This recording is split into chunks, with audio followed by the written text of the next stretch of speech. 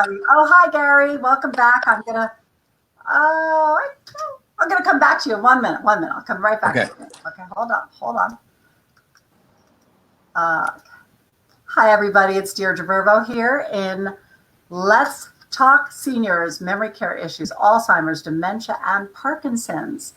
And among all the crazy things going on in the world with COVID and the George Floyd murder and everything going on, it's a tragic time, but we still have to take care of everybody and each other, and we definitely have to take care of our seniors. Such an interesting article came out today. Well, before I do that, I'll introduce myself for those of you that are just tuning in for the first time. I'm Deirdre Verbo. I'm an author and senior housing specialist. Wrote a book called Home to Home. Never know where to show this.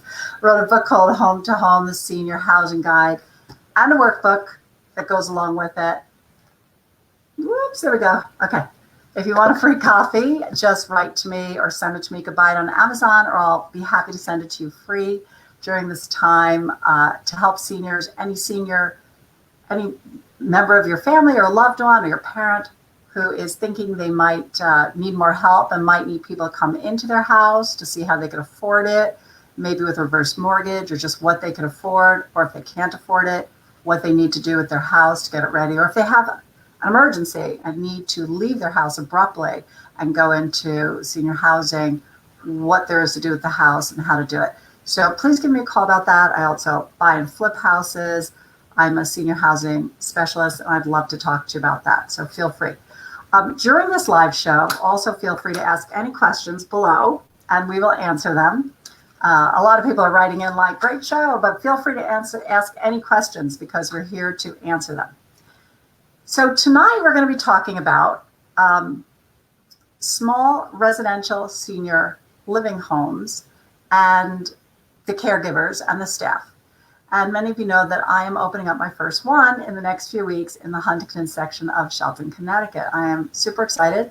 There will be 6 residents only, and a residential assisted living community is a regular home with a regular family, basically 6 seniors in my home that will live together as a family with round-the-clock care, round-the-clock staff, loving caregivers, their meals, everything provided, safety, security systems. These have proven to have less falls, promote people's lives, they live longer, a whole bunch of great things. But indulge me for one moment before Gary Ferone comes on, our special guest. And we have this great article today. It's called Smaller is Better. COVID-19 primes senior living for rise of small model homes. Now, interestingly enough, Gary Ferone, our speaker today, he has 5 such homes in Connecticut. He's the only one. I will be the 6th. These homes are prevalent in other parts of the U.S. There are 47,000 of them across the nation, and they're the preferred place to be for seniors. And you'll see why, especially during a time like COVID. And who knows, anything could come back again. But right now, these are the safest places to be. And we are hoping to open more in Connecticut and really spread the word for our seniors. But according to this article, it says gotta put my glasses on here. Small house senior living may be well suited to handle the disruptions of the COVID-19 era. They may also boost the model's popularity going forward. So we hope to see more of these. Just ask Jim Stroud, co-founder and former chairman of Capital Senior Living and current president of Dallas-based holding company. After leaving Capital at the end of 2008, he set out to find the next generation of senior housing models, and he started his own small residential homes. The small home communities of tomorrow may resemble single-family homes, which they do, and many small communities do today. That is exactly what we're going to be talking about today. Some of the small house senior living have reported minimal levels of COVID-19, if any, and touted the model as a key to their success. So it's amazing that we've kept the residents safe. Unlike their more traditional senior living counterparts, some providers which focus on small house settings have not had to disrupt their seniors' residents' lives quite as much when implementing infection control measures. And there's even more anecdotal evidence that supports that these communities are better equipped than large congregate settings to prevent the disease's spread. The small house model was a solution waiting for a problem, and the problem is COVID. If I'm putting my mom and dad someplace, I'd rather put them in a compartmentalized setting with 5 to 10 people than I would a gigantic wing that comes off like a hospital. So it's a great article on senior houses, senior housing living, and how safe they are, and how they think there's going to be more and more of these, which we need desperately here in Connecticut because of the safety. So I'm going to welcome today's guest, and I'm going to talk about him while he's on screen. So today's guest is Gary Ferone. He owns Fairfield Family Care based in Stamford and has for the last 12 years. Welcome, Gary. He has 134 caregivers servicing Westchester and Fairfield that go into your home, and 50% of them are 24-hour live-in care. They all have their own vehicles, they drive, they specialize in memory care issues, Alzheimer's, dementia, and Parkinson's. Through his years of experience, he realized that people are eventually moving out of their own homes to assisted living and paying exorbitant fees in settings not conducive to memory care needs. And he felt like the care was subpar. He had a dream of having a senior community live in a beautiful home with excellent healthcare, affordable prices. Thus, the Sunshine Senior Residence was born. And Gary has now opened 5 such houses in Roxbury County in the past 6 years.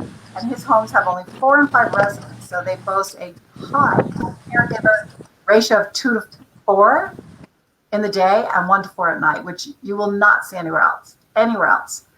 So the beauty of these homes is that they're so much safer than large facilities, and Gary has had 0 COVID cases at his homes.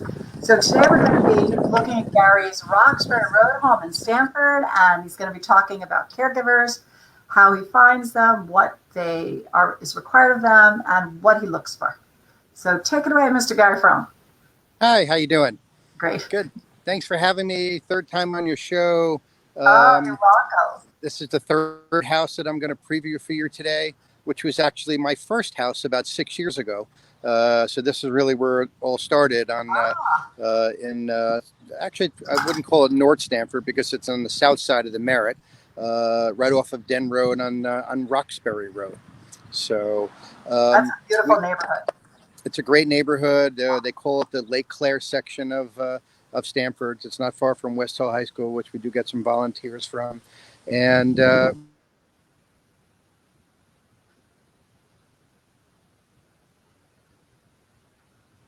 I'm going to do is I'm going to tell you just a little bit about my homes. You did mention, and I want to mention again, that we've had 0 COVID cases through this whole pandemic, which we're really proud of. And so the families are, very, very happy that we have had no issues. We did stop all family visitation. We stopped all of our vendors coming.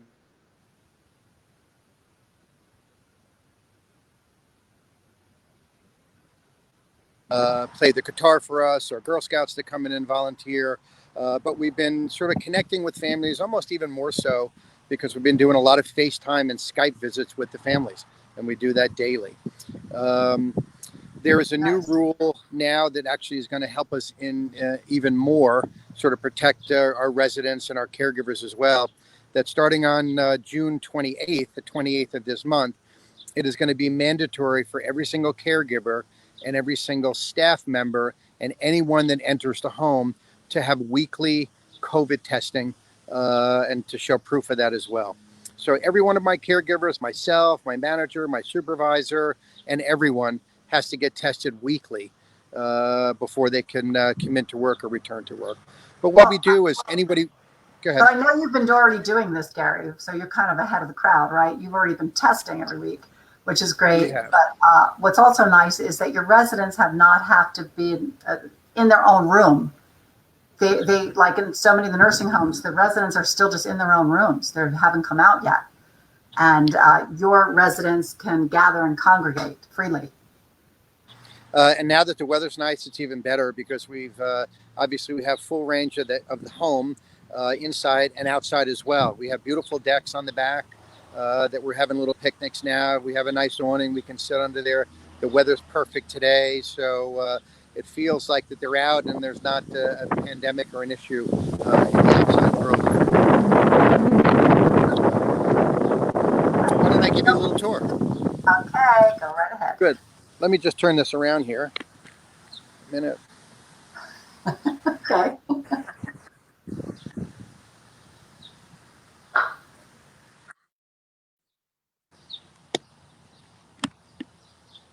Good. I'm back with you. Can you see me? Yes, perfect. Great. So this here is my first home, and it is, as I mentioned, in the Roxbury section. It's a regular residential home. You wouldn't know that there were elderly people or your loved ones being in here just from the outside. Everything is handicap accessible. We have a nice, easy wheelchair ramp for people to get in and out. We have a beautiful backyard with a great lake. This is where we spend most of our time.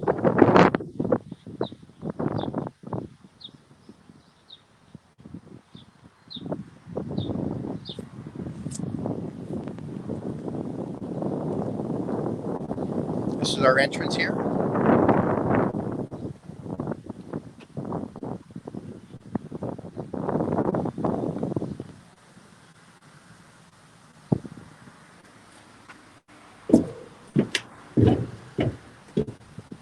We have an egress door.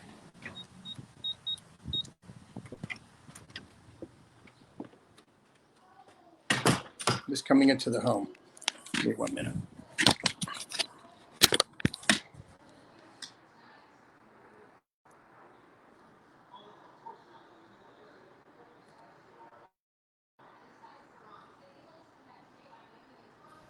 Now we got you. I'm back with you. Were you able to hear me? Yeah, it was a little windy out. Good. Yeah. Sorry about that. So anyway, I'm inside the home now. As I mentioned before, right here on the wall, we have egress doors in every one of the homes. So you need a punch code just to be able to enter and exit. So we don't have anybody sort of, walking out sort of unaccompanied. In the homes here, no one goes outside unless they're accompanied by a caregiver. As you mentioned before, we have 2 caregivers during the day, and we have 1 caregiver in the evening. So we have a 1-in-2 ratio during the day and a 1-in-4 in the evening. Okay. I'm going to turn the camera around a little bit. So this really is our great room where we spend a lot of time. We do a lot of arts and crafts in here. We're actually putting a puzzle together. I have a great lady that her name is Rifa that come and does she plays the piano a few times a week in this home. And we sort of sit here. We have a little sing along. We crank up the popcorn machine. We could lay back in the lounge chairs and just sort of enjoy her music. I have a handicap bathroom in here.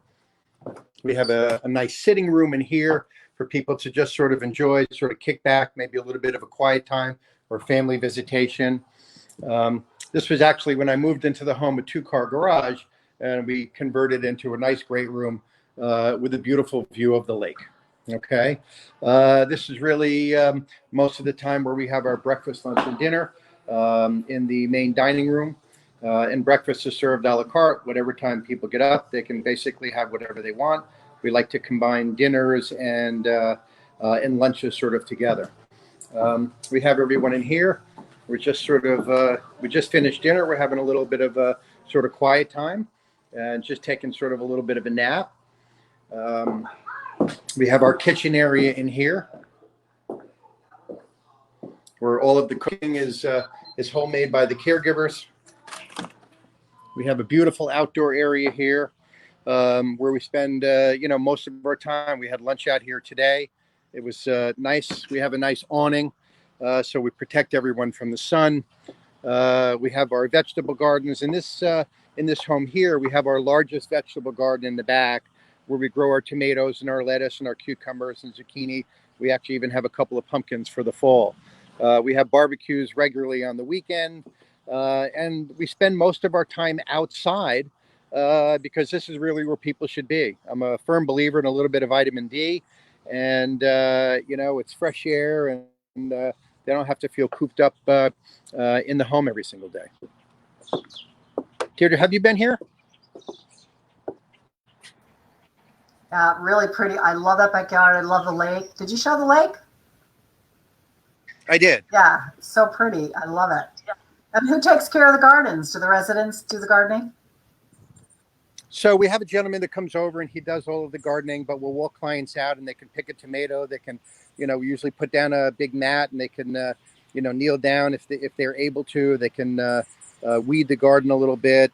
We have some basil and we have some parsley and we have some peppers here, and just sort of small gardens if people aren't able to do that in the back. And I'll take you through the home.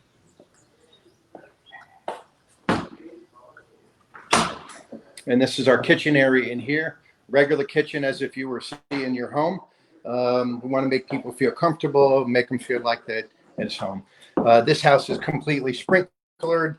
We have a 300-gallon storage tank in the basement in case of any drop of well pressure that we have here.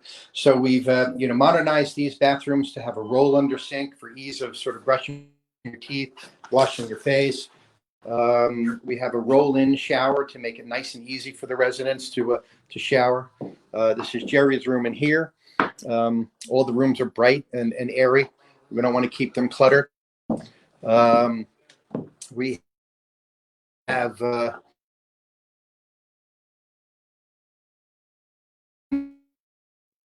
he's got a great view of the side yard and our vegetable garden.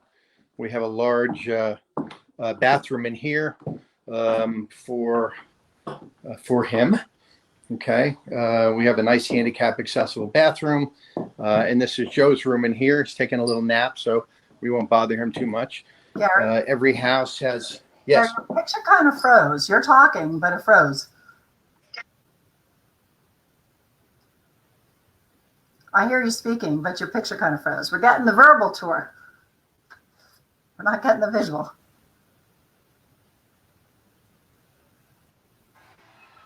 Can you hear me now? I can, yeah. I could hear you before. We just weren't getting the tour. All right, now we're touring. Now we're touring.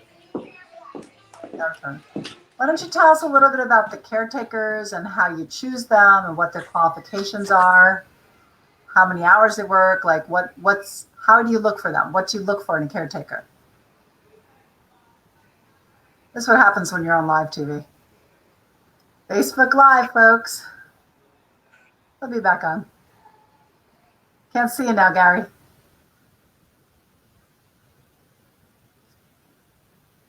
Well, if anybody's interested in Gary's home, Sunshine Senior Residence, 203-517-0440. I know he has a waiting list to get in, but definitely give a call. I will just do another little commercial break here for my home-to-home book. If anybody's interested, 203-570-4839. Give me a call. I would love to send you a copy. Oh, and we're back. That's what happens when you're live. Hey, Gary. Welcome back. Have a little bit of. Yeah, we're enjoying your home, but I was asking, tell us a little bit about your caretakers, what you look for, the interview process, how long have they been there, what do you look for in a caretaker, qualifications and things like that? We look for a caregiver. Out of the 130 that we employ, we feel that in the homes here we have the best of the care. I look for somebody who does it from the heart instead of for the hand. It is a very emotionally rewarding career. It may not be as financially rewarding as most people would like, but they do it because of the love of the clients. I think one of the things that we offer in a smaller environment is a lot of extra attention, a lot of TLC, a lot of really a lot of love for the client, and I think that that's what's most important of anything. We feel that what we try to do is we try to offer a really, really good care at a very, very affordable rate. We seem to be with full care and memory care, we're about half the cost of an assisted living in a much smaller, more personal environment. And that's really what we strive for. That's significant because when choosing a home, people choose because of love, but they have to be practical too and choose because of what they can afford and how long they could afford something as nice as a residential assisted living home. And a lot of people feel, and money is always an issue. I won't kid you there. And some people have limited resources. But in our homes, it allows people, while they still have some assets, to be able to live in a nice, comfortable environment, and they could live here a lot longer versus going to a larger facility. And one of the reasons for that, when I first started this program, I got feedback from a lot of clients, and their biggest issue that they had with some of the other types of facilities is that it was plus, plus, plus, plus. Every time they turn around, the bill got higher and higher and higher. So with that in mind, when I opened up my first home and I had my first resident walk through the door, I made a commitment to them that their loved one will never get lost in the shuffle, that they'll have really, really good care, and the rate will never increase for the term and the life of the resident. So I had people that have been with me from the beginning, and that was about 6 years ago, and they're still paying the same rate and never an annual increase, whether we have Department of Labor minimum wage increases or cost of living increases or utility increases, their rate always stays the same. That's so great and easy to budget. So last night I was furniture shopping, and I was speaking to a woman in the store whose dad is 97, and he was in a larger assisted living facility in Shelton, and she went every day to bathe him. Well, like every other day, she showered him. She went every other day to shower him. She called him every day, like when he had to take his medicine, to remind him. She called him like every 2 hours to take his medicine, what medicine, and looked on her phone to make sure he was taking it correctly and watched him take it. And she had to go over there and cut his hair. She was doing those plus, plus, plus services because they didn't have the money. I said, you work full time and have a family, and you are the caregiver for your dad when he lives in a big assisted living facility. And she said, yeah, we're already paying a fortune. And then every time, if we need to shower him, they're going to charge X more per month. And then if they need to take care of his medicine, they're going to charge us X per month. And then we're not going to be able to keep him there. So basically, she was a caretaker. He was living there. And I'm like, wow. So I was like, wow, you would love our home. It's just, so one of the things we let everyone know that we shower daily. Some of the larger facilities and other facilities shower twice, possibly 3 times a week. We shower every single day or take direction from the family. We do laundry individually, daily. The laundry doesn't get sort of commingled with everyone else's. So we'll do your laundry today. We'll do my laundry today. We'll do everybody in the house's laundry each individual day. We have a book that when medication is given, the caregiver has to sign their name and the time that's given and the medication that is given. We have a daily checklist book that we take everyone's temperature daily, especially going through the COVID times. In addition to that, we write a paragraph as to the condition of the client. They had a good day, they didn't have a good day, and sometimes if they changed medication, they can see a nice daily log on the progression or degression of a client. So it's also great that they're showered every day. People are getting showers every day, because if you're independent in a dependent situation and or laying in bed more than usual, UTIs can develop and illnesses and bed sores, and like so much better to be cleaned and showered every day. So it's so much healthier. Mentioned the haircut just a minute ago. So we just, after 2 months of no hair cutting, including myself, and I got one last night, but we have Louisa, who's terrific, who owns a small salon, and she comes to the house usually every 2 or 3 weeks, and she'll, dye the ladies' hair. She'll do waxing. She, gives everybody a haircut and a shampoo as well, and we love her. That's in addition to our regular base monthly charge. So she usually charges from $18 to $30 per haircut, depending on the male or female. We do nails in the house. So, did the hair cutting? Did it open up in Connecticut? I don't know if it opened up in Connecticut, but we're not going to a salon. She's coming here. Okay. It was also, I know it didn't open up in New York yet. I'm waiting. So she was obviously also COVID tested before returning back to the home to give haircuts. And she wears a mask and gloves through these pandemic times. Excellent. Excellent. So the caretakers come to you with experience usually. Are they younger, older, have had experience in home health care before? or CNAs? At our agency, we don't hire anybody who doesn't have at least 3 years of experience in the business. We've been in business for about 12 years. And over the 12 years, you find your really, really good caregivers and you weed out the ones that are not so good. So these caregivers that work in the homes were really handpicked from working with other clients, really, really good feedback, good references, and they were placed in each home. We pay them more, and they like it better because they have consistent work here, and they really get attached to the clients. In other type situations where you have live-ins or just hourly, you do elder care business, so you do have clients that pass from time to time. Caregivers obviously don't like that. They get attached to a client, but they're also out of work for a while.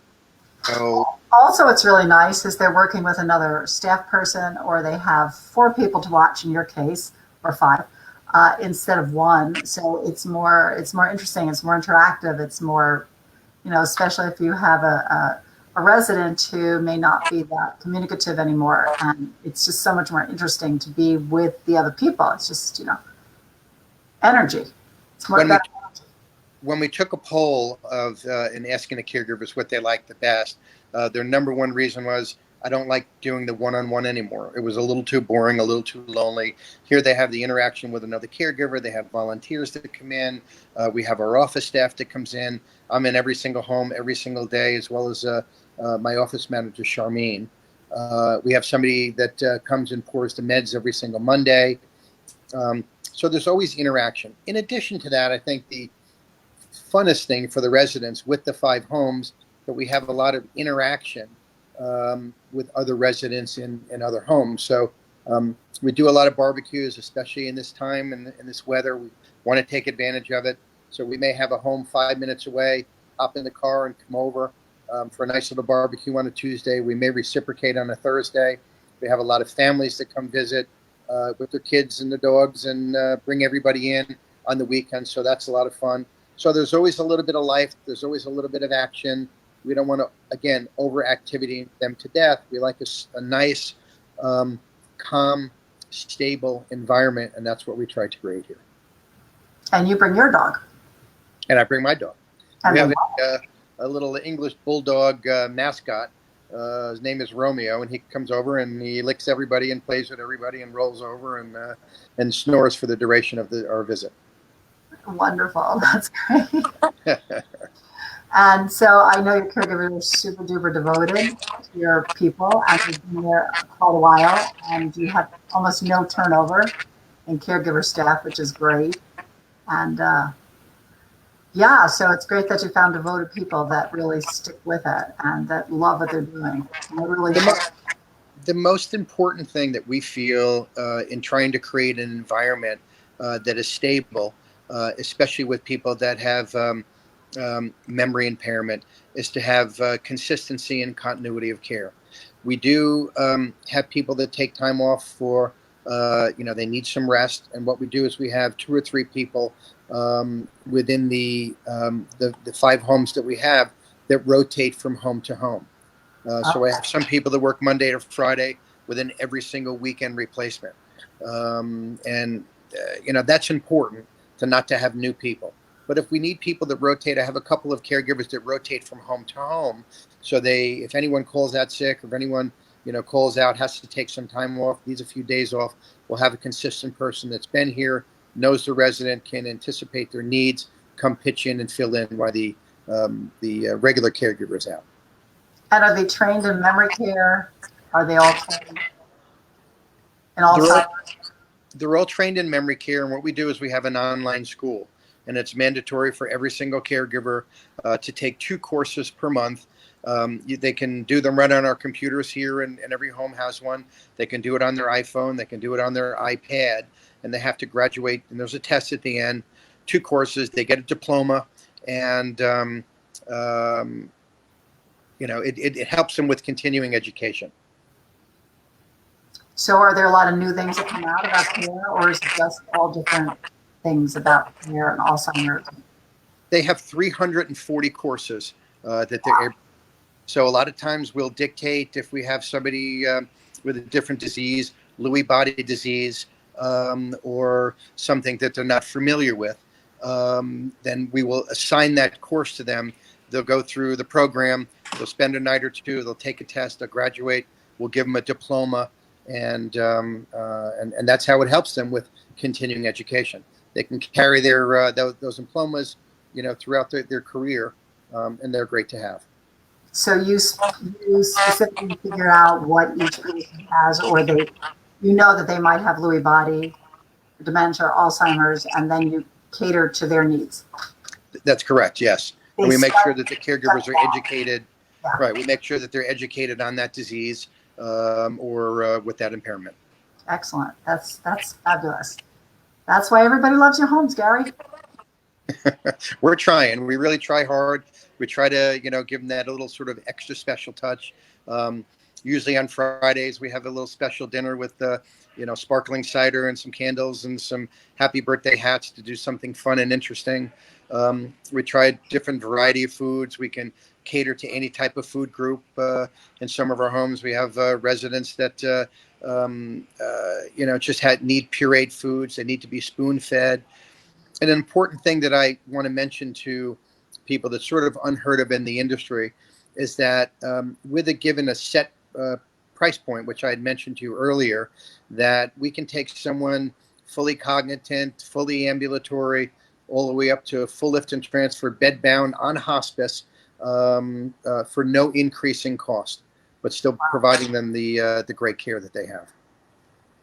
That's excellent. I know that's kind of tough for families when they start out, like, $5,000 to $7,000 in places, and then they're paying like $20,000 in short stay, and that's just, sometimes really, really tough on the budget. Yes. Families. So that's super. That's great. So tell me more about your home in Shelton.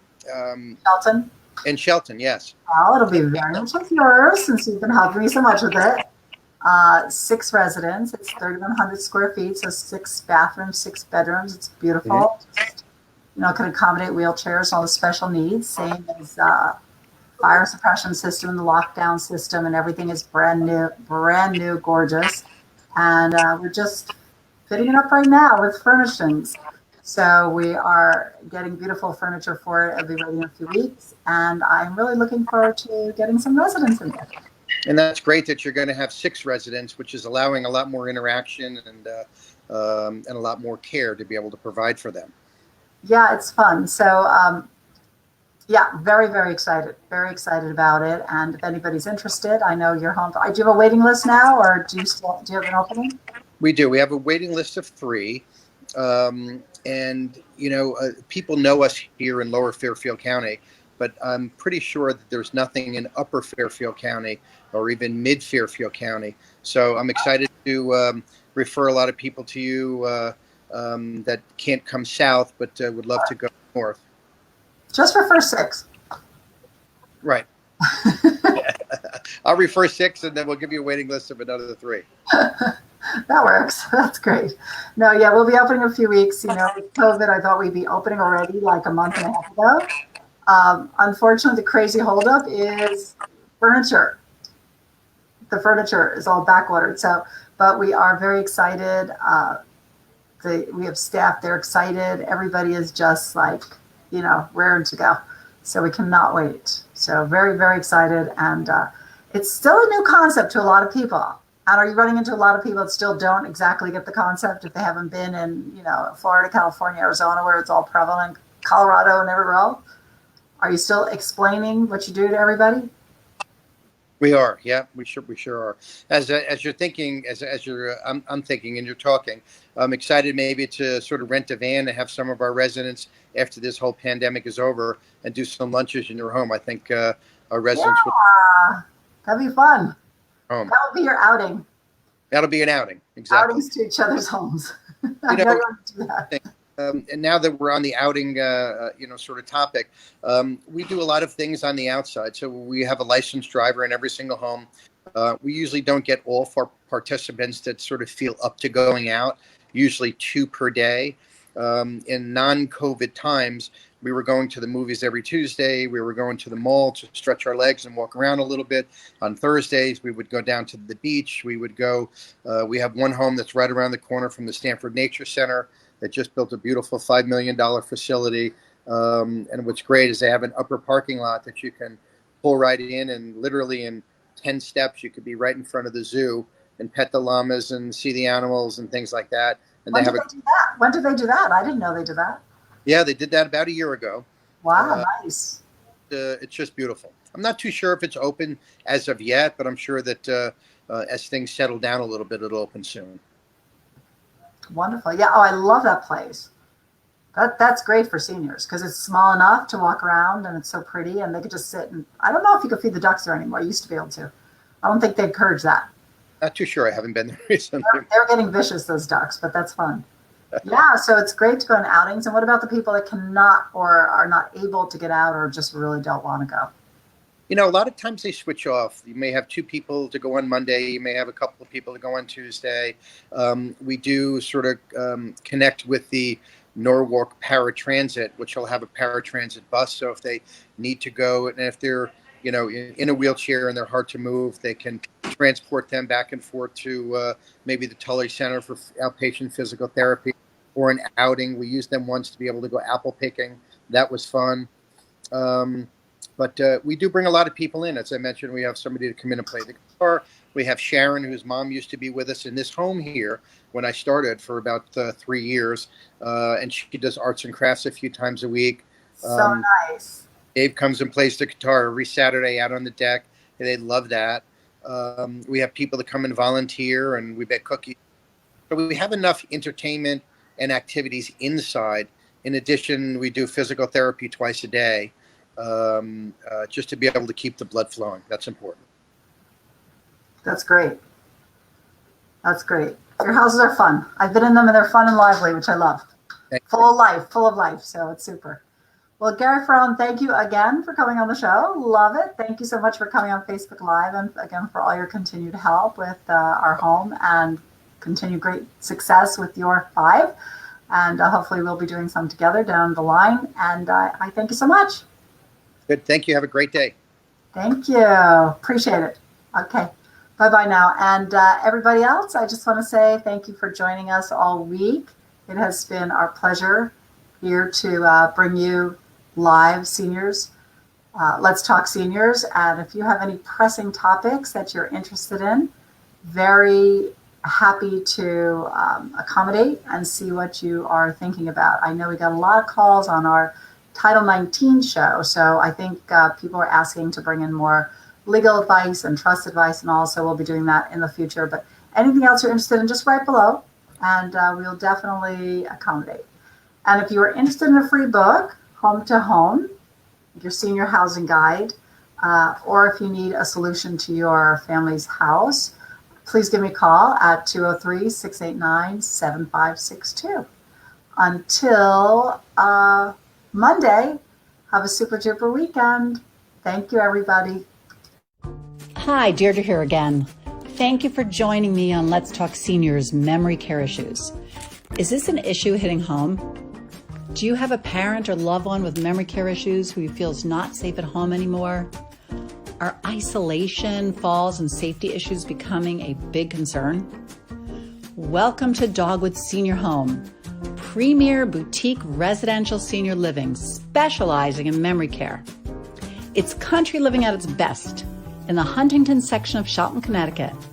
We're truly a home with only 6 senior residents living as one family unit.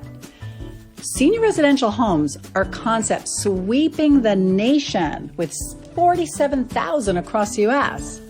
We're pleased to open Dogwood Senior Home as it will be only number 6 for Connecticut.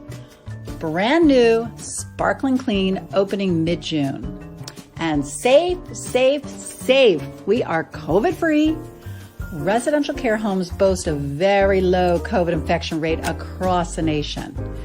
This is due to the intimacy of size and speed in which the caretakers can shift to accommodate immediate needs. They are much safer than the large homes and facilities, as you can imagine. It has been documented that residents have less falls and a better quality of life in a residential home environment. Our home is more affordable than the big box facility. You pay one all-inclusive price, and that price is guaranteed for the life of the resident. With an incredible incredible 1-to-3 caregiver ratio, which you won't find anywhere else. Our friendly, loving caregivers are dedicated and trained in Alzheimer's, dementia, and Parkinson's issues. We're only taking 6 residents, so the home will fill up fast. Call me at 203-689-7562 for a talk and tour. I would love to meet you and your loved one. See you soon. Bye.